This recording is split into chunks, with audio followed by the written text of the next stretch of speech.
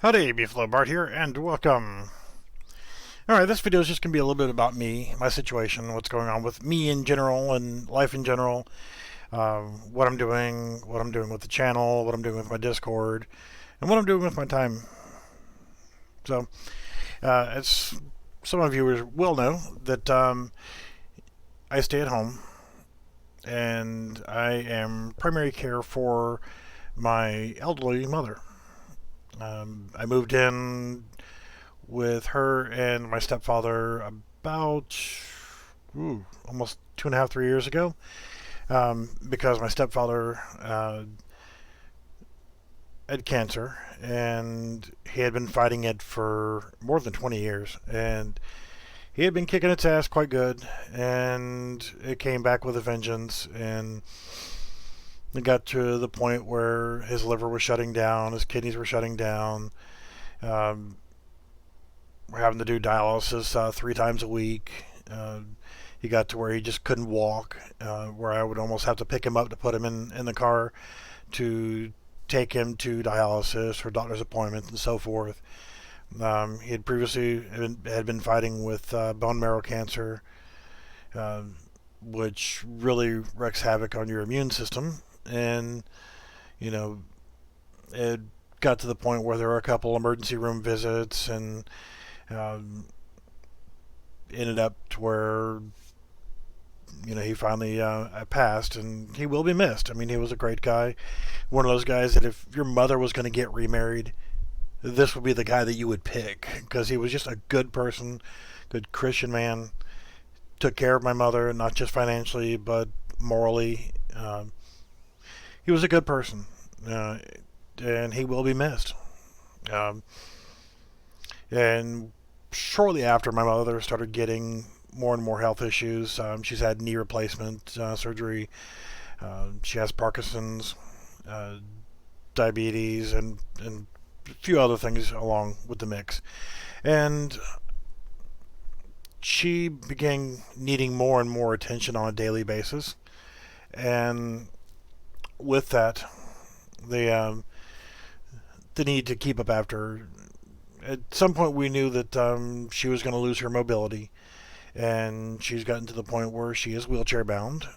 She can stand up and turn, although it takes a while, But she's still mom, and I vowed that I wouldn't let my mother go to a nursing home. I love my mother. We should all love our moms, and I do what I can to help with her and taking care of the house and taking care of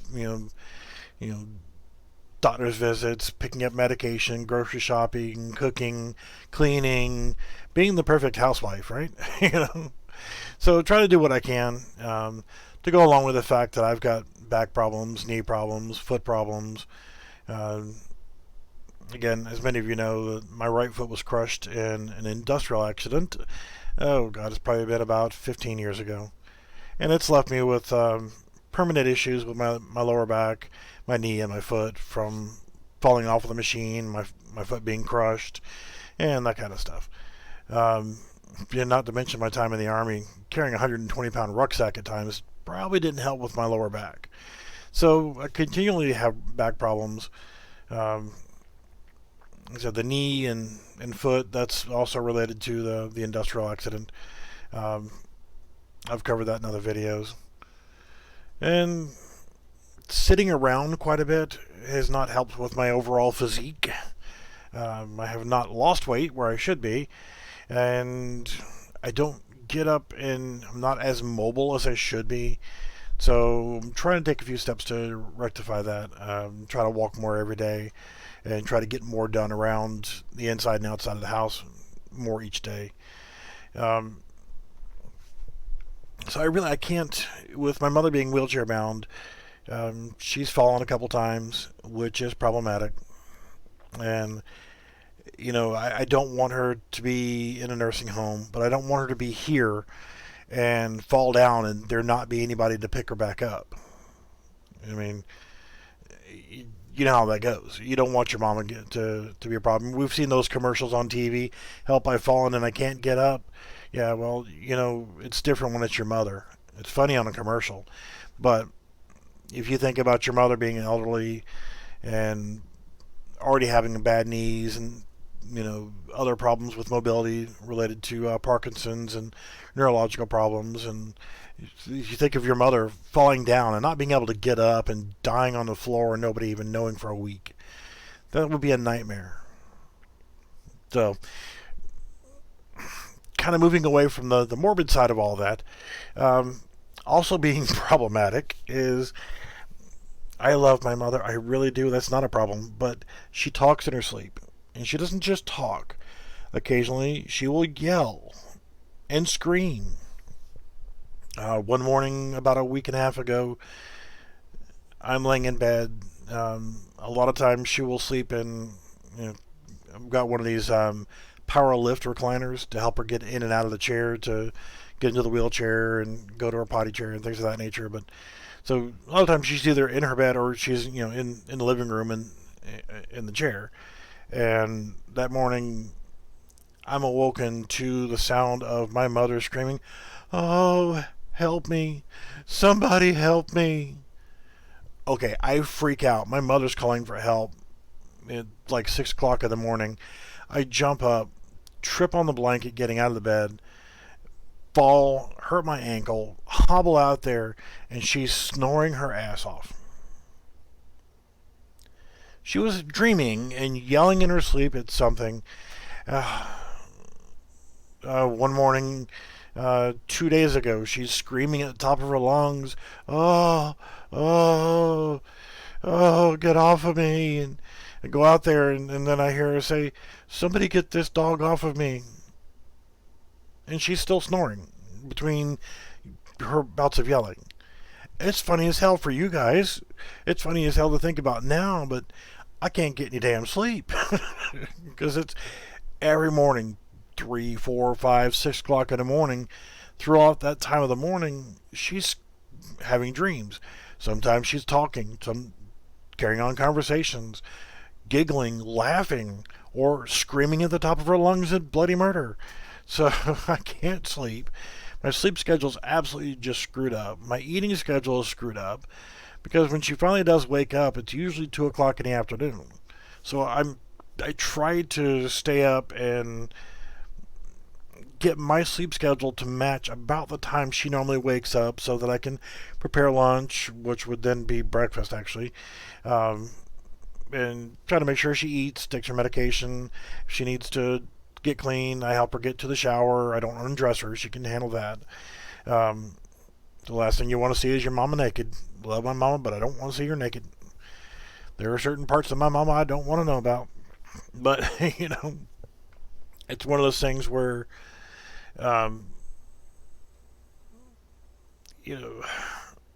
this takes up my time.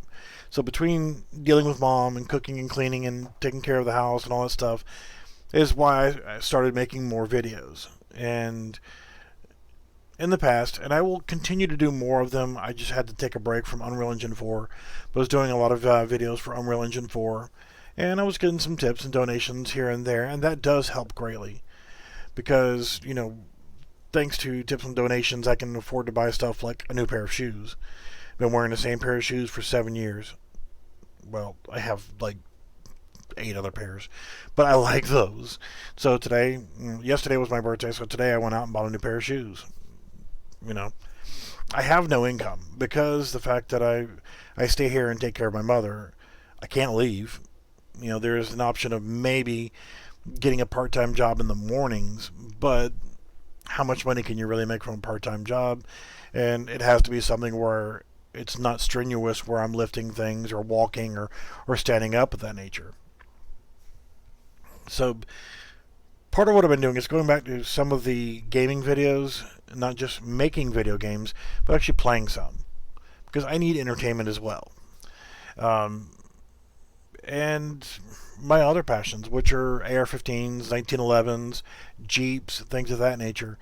So I started doing the paper build series. And what the paper build series is, right now they're AR-15s. But I am going to progress into other platforms like 1911s, Glocks, SIG P320s, things where I can do maybe an 80% build or by 100% lower or what have you. Just do different custom builds on different platforms to show what it takes to actually get them done and what kind of budget to account for and things of that nature. Primarily right now, the AR-15s have been the ones that I've been doing in the paper builds. And I've got like, what I do is I make a series of tags for the things, and I'll go through, and as an example, this is the Bacon Blitzer. And the upper was 180, the lower was 130, scope was 130, mount was 20, magazine, things of that nature. And like, okay, you can build this AR-15 for $475. And I provide links like to Bear Creek for the upper, Palmetto State Armory for the lower, Primary Arms for the optics and magazines and things of that nature. Just did another one tonight, and I put the links to all the parts that I use in the paper build into the actual video description. So if you decide, hey, I want to go ahead and I want to build that AR-15, and just kind of screwing around with the DMR build. One of my longtime friends and viewers. Now this is a composite. This is kind of like a hacked up ass Photoshop, but like, okay, well, what's it going to look like when we get done? And we're trying to approximate, okay, the final finish using an A2 stock, Bear Creek upper, PSA lower, this scope, and these rings, and this and that, and everything else for the DMR build. And we're talking about $666 was the price. That's why I called it the Devil's DMR. All the parts needed to make a DMR based rifle for under $700, and it's a pretty good deal. And I actually have pictures of the completed version, where one of my viewers, and like I said, longtime friend, went ahead and built the DMR based off of everything on the parts list. He bought everything on there, plus a few little extras here and there. I have to find what I did with all the images, but I could actually post pictures and things of that nature to show what the actual outcome looks like. And let's see, and I don't have it here. I'll have to find what I did with the actual pictures from it, but the build came out really well, and so far he's happy with it, and he's actually planning on making a road trip coming up from Florida to here in South Carolina, so we can make a range trip and make sure everything's just right with the build, make sure it's cleaned properly, lubricated properly, and set up ready to go to the range. So that's going to be a lot of fun. With doing all those, what I'm doing now also is reaching out to you guys and reaching out to, here comes the Begathon, right? Reaching out to all the different companies like Palmetto State Armory, Primary Arms, AR-15handguards.com, Moss Defense, all these different websites that I love and I trust and use in all the build videos, like Bear Creek. Good stuff, to try to get you guys, to build an AR-15 at a really good price that you'll enjoy shooting. Whether it's punching holes in paper or punching holes in pigs or deer hunting or home defense or just because you want to help out with that. It's great to do the paper builds, but what I would like to do is actually, and what I've done is I've reached out to all the different companies from all the different websites that are involved. And if we look at this right here, we've got Hellfire Armory, and I've sent them an email. Bear Creek, I've talked to them a few times. AR-15handguard.com, Palmetto State Armory, Moss Defense, Primary Arms. Reaching out to all these different companies that I use in all these builds. And yeah, I can't expect them to just go ahead and send me everything free, although it would be lovely, and it does happen. What I can provide for companies like Primary Arms, they've already got a good reputation. they sell a decent product. They've got their own line of scopes, for goodness sake. And I've featured a couple of their scopes in the build videos because they're good products and they've got good reviews and people like them. And they're a good price point. Vortex, same thing. Actually, I have not reached out to Vortex yet, but Vortex, good optics, good pricing. They have their intro line and they have their higher end line, which is great. Palmetto State Armory, if you're into AR-15s, I'm sure you're into Palmetto State Armory. You've been there before. I actually worked for Palmetto State Armory, and even though I worked for them, I still promote their products in the build videos. I don't hate them. I don't love them. They just got a good product, good price. And yeah, some of their products actually have some bad reviews, and like the AR-10 stuff had some pretty rocky start. And some of their new products had some growing pains, understandably. But they got decent products, decent prices. In fact, all of my AR-15 lowers and uppers are currently still all Palmetto State Armory.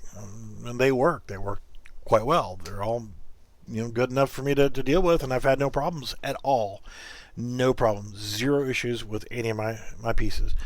And some of the parts that I bought were blemished. A blemished upper, or blemished lower, or blemished this, or blemished that. Who cares? My current DMR build, majority of that rifle came from Palmetto State Armory before I even worked for them. And I worked at two of the different stores. In fact, helped build both of those stores. Lost blood, sweat, and tears working on 2 different stores for that company. I no longer work for them. I can no longer go back to work for a regular company anyway, but I don't hate them. No point in holding a grudge because I no longer work there or whatever, Stuff happens. But I still, promote their products because, like I said, Bear Creek Arsenal. I mean, come on. Good prices, good products. What more can you ask for? And so far, the one person that I've talked to via email back and forth has been rather polite. So I have nothing negative to say about the company, nothing but good things to say. So I'm reaching out to these companies, and if you are a representative for any of these companies, why should you? Well, first off, without doing a referral program, if you don't have the ability to set up your website for a referral program, where maybe a promo code, like you go to the website bearcreekarsenal.com/beefalobart, and then you get 5% off, at checkout or whatever, get a free magazine or get a hat or get some whatever, have a referral program for customers to get a little bit of benefit from it, and maybe sending me a kickback of $5 credit towards your store or whatever, depending on what they buy, how much they spend, that kind of stuff. Other than that, a lot of the builds, you'll probably notice some commonality. I use in most of the builds a Palmetto State Armory lower receiver with 3 different configurations: a Shockwave pistol lower, a Magpul Mo lower with black Magpul Mo furniture on it, and I use the A2 complete lower. So I use 3 lowers common between all of my builds, except for the latest one, the Pimp Carbine, where I featured the Hellfire Armory. I just like them. They're cool, and it fit with that project. But all the other ones fit into the category of either that PSA Shockwave lower, pistol lower, the A2 lower, or the Black Magpul Mo lower. So 3 lowers. So for Palmetto State Armory, what I want from you guys is you send me those 3 lowers, complete lowers. You're talking about retail of $350, $400, whatever, maybe at most $500. Okay. Why should you give me $500 worth of product. Well, that $500 worth of product, all said and done, you might be into those products for three and a quarter. So even at $300, we'll say, still, why should you give me those products? I mean, I can drive to either one of the two local stores. I live in the Charleston area. I helped build and set up the Mount Pleasant store and the Somerville store. Some of you guys may know who I am from either of those two stores. But what I can provide for you is positive product placement, positive reviews, letting people know, hey, and still the fact I own several PSA AR-15s. Love them. Work great. The 1911s, I wish they were still doing those. The PSA 1911s, I built one and sold it for $1,200 as a complete project. And the other one that was going to be for me that I absolutely loved, I had hours and hours of hand fitting and reshaping the magwell and the grip frame and all the pieces, parts, and everything. And somebody stole the shit. They stole my freaking 1911 frame. It didn't have a slide on it whenever it was stolen. It didn't have anything but the frame, the mag funnel, the mainspring housing. I don't even think it even had a hammer on it. So it was just pretty much mostly a bare frame, other than the fact that I had a buttload of time hand shaping and contouring and making it perfect for me. I even 3D printed the grips that are on there. They were temporary grips, but they looked nice. I mean, but what you're getting, like from Bear Creek, I'll promote the hell out of your product because you've got a good product, you got a great price, you got great customer service. Why wouldn't I promote that for you? Hellfire Armories. Never heard of them. I decided I was going to go ahead and help somebody with a 1911 build. So I was actually looking for a 1911 100% frame, not an 80%. I don't want to. I want to do some 80% builds, and not because I'm worried about serial numbers and I want to build an invisible gun or ghost gun. No, I'm not into that crap. Okay. If I build an 80% 1911, it's going to be because I will be hand fitting the slide to frame myself, and I will know that it is going to not be the weak link in accuracy. So I can help eliminate variables that will affect overall accuracy. To me, that's the most important factor of a good handgun. Like my STI 1911 sitting right here. I love it. It's accurate. It's tight. Beautiful. Love it. I've got other pistols that are right here, and I want to love them, but they're just not as accurate as like the STI is, because the STI is hand fit and hand built pistol, and it's just a damn good product. So to me, that's why I would do an 80% 1911 lower. But I mean, like I said, I was trying to find this information for a frame for one of my viewers for a 1911 build, and I'll be doing a 1911 paper build here soon. But then I'm like, I like some of the features on this 1911 frame from Hellfire Armories. This is really cool. And then I started browsing their website, and I came across their AR-15 stuff, and almost instantly fell in love with the lower.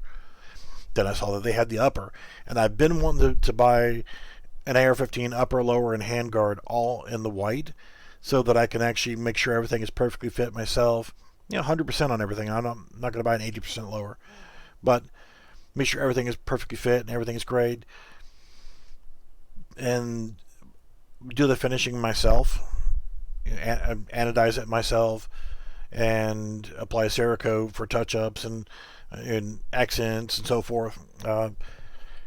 Absolutely fell in love with the products. I reached out to them and see if they respond back, but I'm digging it, and the prices aren't bad either. Now I just need to be able to afford to buy anything. Other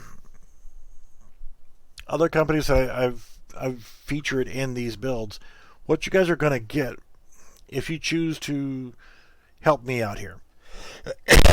Primary arms. You know, all these different companies. You have to think though, with the commonality, I'm using 3 different lowers between almost all of the builds. PSA is gonna, I'm asking them for 3 lowers, 3 built lowers. I could drive right over to the Somerville store or the Mount Pleasant store and go pick it up right there. Hell, they probably have them in stock. Yeah, whatever. They're gonna, be used between multiple builds. So if I do we'll say like the CQP budget build. The CQP budget build was featuring a lower from PSA, and it was featuring on it the Shockwave pistol lower.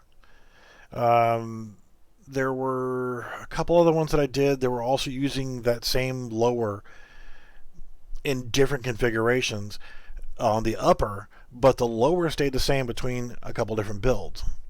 Same thing with the like the budget, the bacon blitzer, the happy hamster, the meat masher, the pig puncher, the pimp carbine. Well, not the pimp carbine, that's a different one. Those other builds all use the PSA complete Magpul Mo lower receiver. So I would be switching the lower between all the different builds. So I wouldn't need 15 lowers. I would just need 3. Like, technically, I've got them now, but one of them is the commemorative grand opening lower, and I just can't bring myself to take it out of the box and build an AR off of it. I've got a DMR build already with an A2 stock, but I have changed the pistol grip out. So I would have to feature that pistol grip in a build to kind of throw it out there. The pistol build, I kind of don't want to feature that one because I've already had that one Cerakoted. Guys at Carolina Arms and Ammo in the Charleston area. Actually, they're, I don't know if it's considered Goose Creek or Somerville or Mounts Corner, but whatever. Carolina Arms and Ammo did a freaking fantastic job on the Cerakote. I can't say enough about how great that turned out, but it's already Cerakoted a certain color, and I don't want to mix and match that lower with other ones. And besides, that's also using a side charging upper. So I can't really use that pistol for any of the build videos. And showing that commonality, showing, okay, now I've got one bone stock A2 complete lower, one bone stock Mo lower, and one Shockwave pistol lower. Those 3, like I said, will be changed between the multiple builds. The upper receivers, for the most part, are going to be the ones that are going to be fluctuating back and forth, because the difference being, like, one build was a 458 SOCOM. This build was a 300 Blackout. This build was a 350 Legend. This one was a 556. This one was a 223 Wild. So the uppers are kind of varying a little bit. So I can kind of understand me asking Bear Creek Arsenal to send me 15 different upper receivers. I could see where that would be a problem. But for something like Bear Creek, essentially they would have to send me 2 uppers and 2 maybe handguards, and just would be barrel changes after that. Because then changing the barrels between the different calibers, and I would do the breakdown and reassembly. I've built dozens of freaking AR-15s, so it's not like I can't do it.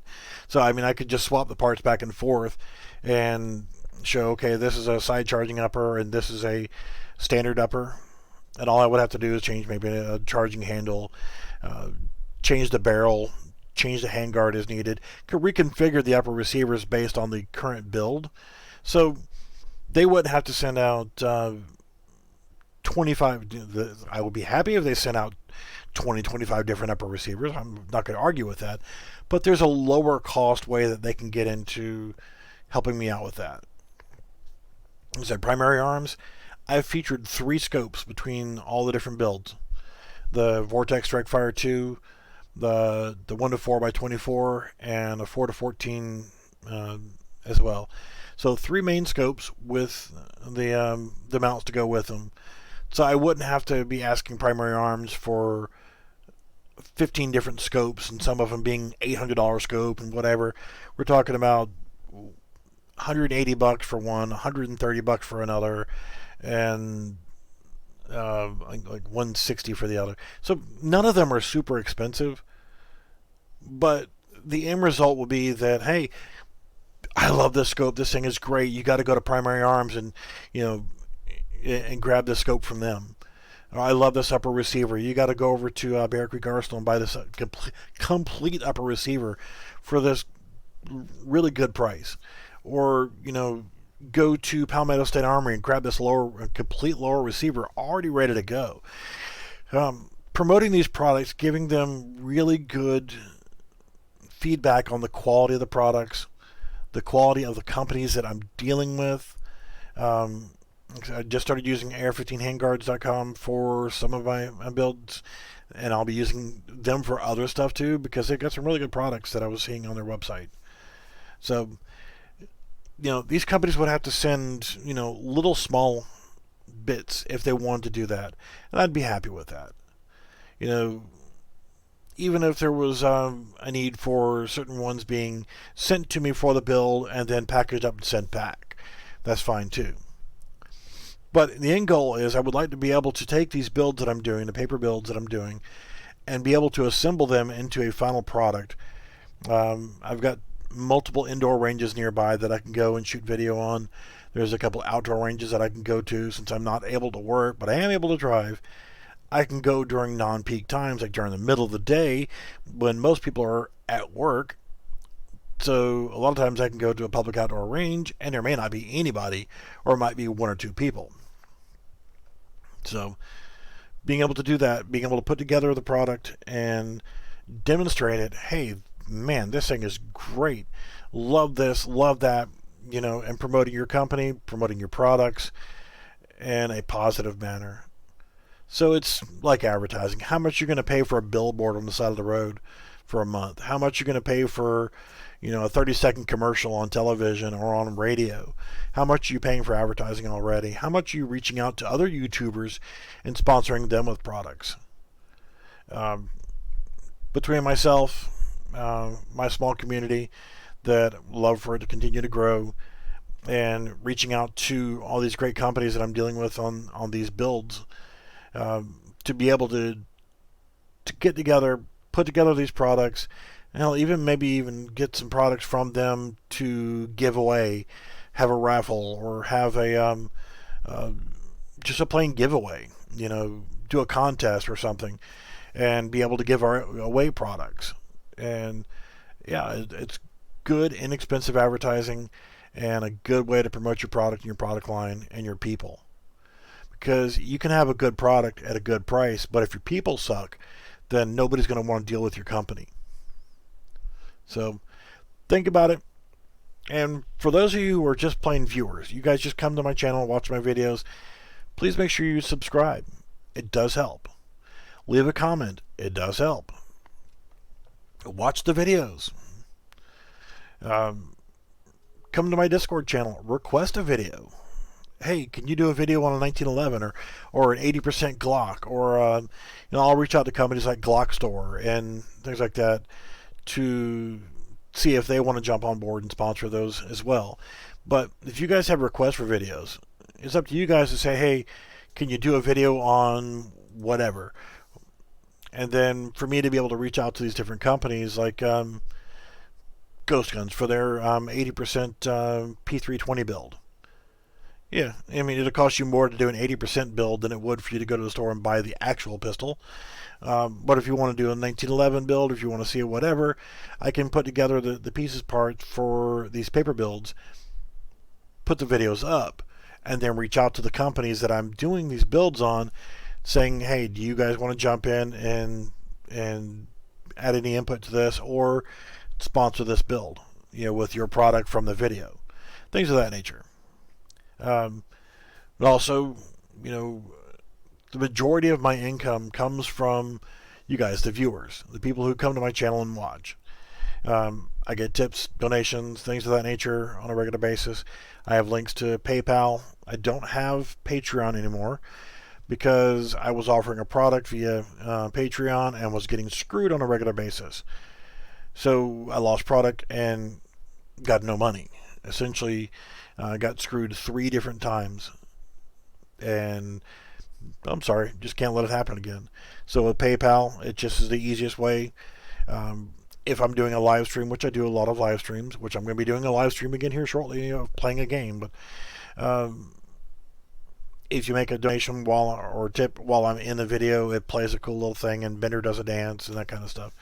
But reaching out to the community, the viewers, the fans, whatever, if you guys want to jump in and pitch in towards a build, like, hey, that lower is going to cost $120, or that barrel is going to cost $40, or that handguard is going to cost this amount, $40, or $82 for a lower, or what have you. If you guys want to sponsor part of the build as well, then as long as it's not a firearm related part, can do a sponsored build by viewer sponsored build, and the registered portion, be it a lower receiver or the grip frame or what have you, the registered portion would have to be shipped to a FFL dealer. Have to go about it legally, but other things like maybe as we get into it, sponsoring products and so forth. But the whole point is I can't physically put these or financially build these things from the paper builds myself without help from the companies that I'm promoting in my videos with their products, and without help from you guys. So we're going to end the Begathon. I'm not going to sit here, give me all your monies, and I'm a poor little sap, and you must help me, and I'm not waiting for handouts. I have things that I do on a daily basis that I earn my keep, and I'm not starving. I have a place to live. I obviously have internet. I have a computer. I have food. I have gas. I have a phone. I have insurance. My needs are taken care of financially because of all the things in my situation, and I'm earning my keep. However, when it comes to toys, I can't do it without help from you guys and without help from the different websites and companies that I'm using in these build videos. So, calling it out to you guys and to the different companies. Help me help you, and we can all have a good time. Alright, guys and gals, thanks for watching, and we will see you soon.